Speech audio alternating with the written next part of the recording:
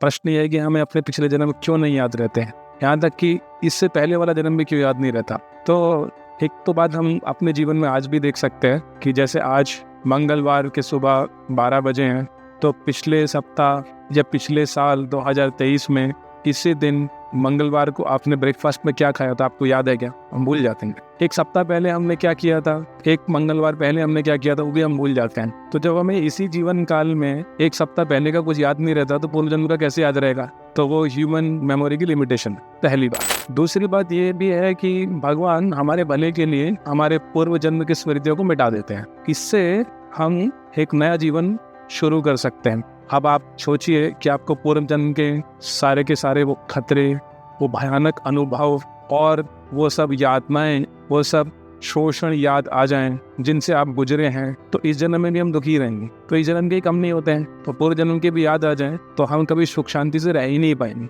तो इस जन्म में ताकि हम शांति से रह सके, भगवान पूर्व जन्म की स्मृतियों को मिटा देते हैं। तो इसलिए हमें पूर्व जन्म के माता पिता, भाई बहन, पति पत्नी, बच्चे कुछ याद नहीं रहता है। और तीसरी बात ये कि कुछ लोगों को, कुछ स्पेशल विशेष लोगों को याद रहता है, सबको क्यों नहीं याद रहता? तो भगवान इसलिए करते हैं ताकि हमें पूर्व जन्म में विश्वास रखने में सहायता मिले।